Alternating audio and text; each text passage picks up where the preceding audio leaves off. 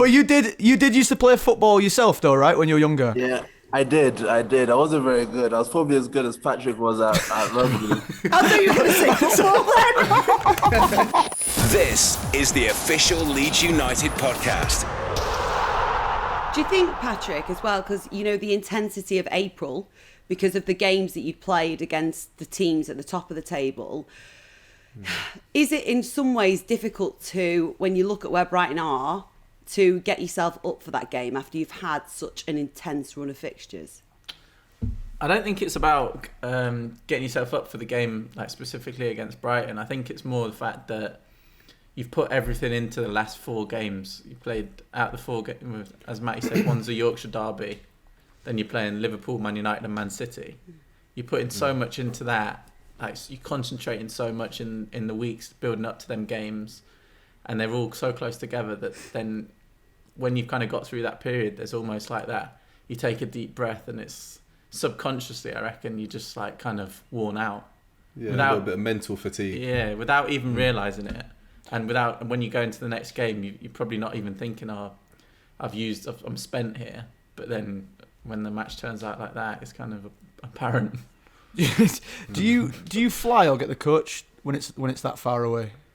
Oh, we flew, thank God. Imagine having a 5.5-hour journey back. Well, that would have given you an excuse at least, but no, fine. Yeah, no excuse. He's trying to help you out. Wow. What were Marcelo Bielsa's thoughts? What's he said to you since that game? We analysed it all yesterday, and just basically. Why's Matty got a smirk on his face? I don't know. I don't know what you're referring to. You're like a naughty school kid. He's like, I know what's coming.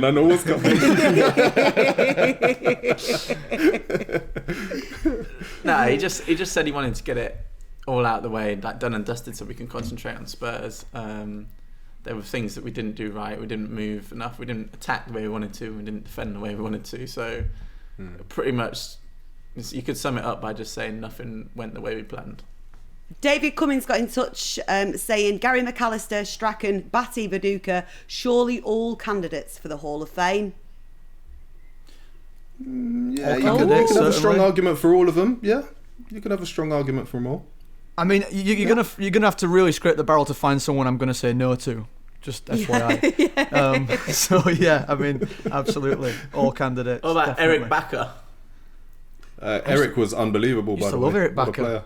Was he? I was just trying to think of players that. Yeah, see, that's backfired on you, isn't it? Yeah. Eric backfired on you, isn't it? I played with Eric as well. Olivia Decor, was he good?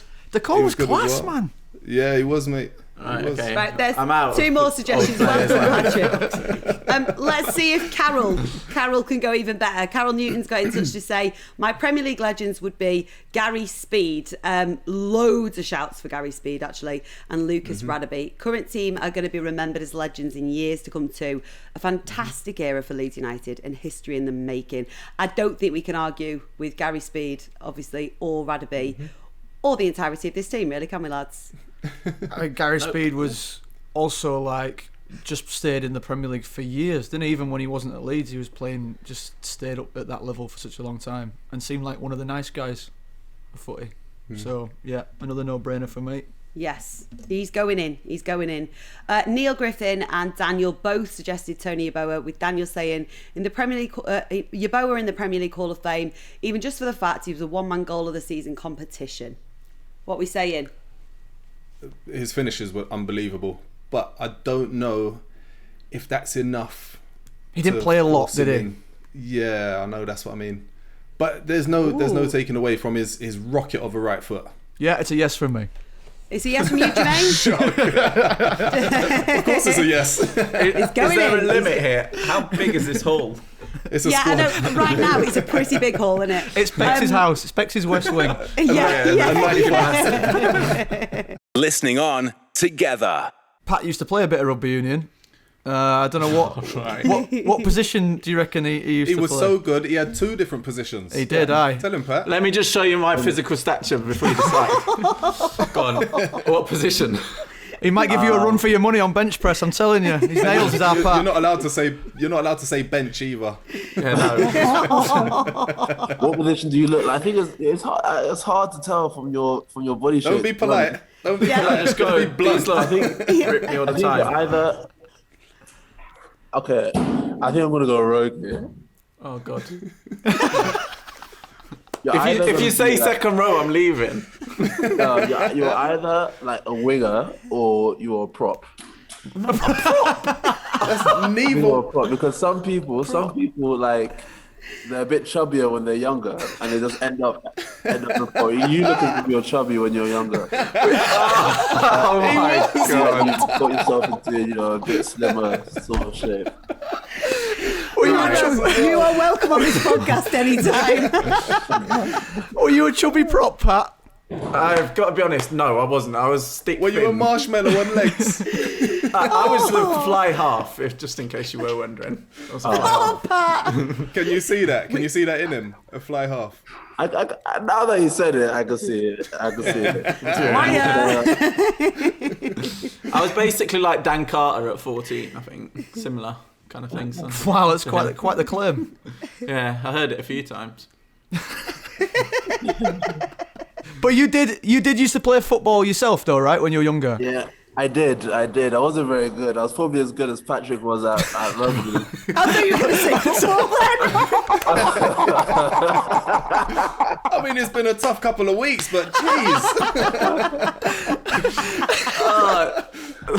So basically, you got compared to David Beckham as a footballer, then, like me and Dan Carter.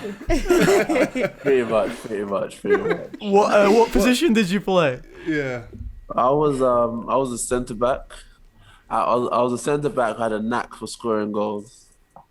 Okay, interesting. Were you quite a big lad at school?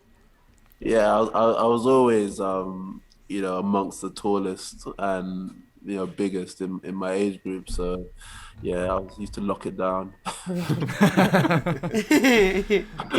How would you feel coming up against Maro? What, in rugby or football? No, in football. Well, either, to be fair. Do football first, and then we'll try rugby. Football, yeah, I wouldn't mind it if you're tall, and I don't mind coming up against the big, tall centre backs. In rugby, not so much. I think probably give that one a miss. Maro, you said previously that you felt that the camaraderie was stronger in rugby than football because of the physical nature of the sport. Pat and Jermaine, do you agree with that? What do you reckon to that? Yeah, I think, from the videos I've seen in rugby change room, it looks like they get very close. Like, that sounded like that. Sounded really I bad. don't know where we go from there. Hold on. I wanted to add to that, but I'm intrigued to see where this is going. Continue, Pat, as you were. Have you not seen it where they're all like, they're basically all stood in their sluggies or slips and they're just like doing these big chants, like all hugging each other? I haven't seen that in football. I've seen it like on a video for rugby. So. Is it a different kind of camaraderie, do you think? I don't know. I dug a hole there, didn't I? Massively. Yeah. Wait, let's just ask Maro, because I don't honestly have a clue. Maro, help him out. I don't know. So obviously, I haven't really been in too many elite level football environments. So, but what comes to mind is that in rugby, it's a sport where you actually spend a lot of time in like close proximity with one another. So like the forwards spend a lot of time together in scrum, line out, etc.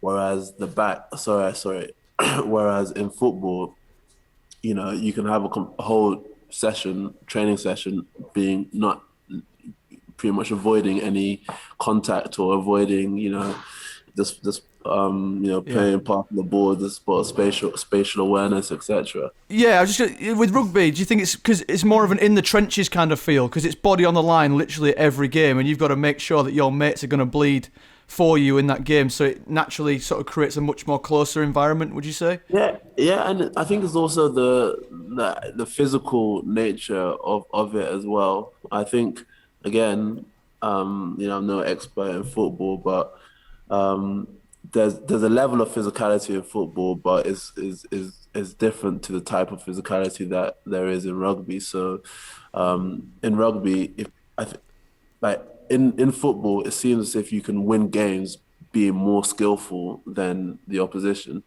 Whereas in rugby, like the most important thing is always physicality. It's very rarely that a team gets beaten up and ends up winning the game. It's always a team that's the most physical, 9 times out of 10 anyway, that ends up winning the game. And I think that aspect of it, like, I think brings you a bit close to your teammates and stuff. So Maro, out of interest, what gives you more pleasure, scoring a try or absolutely smashing someone in a tackle?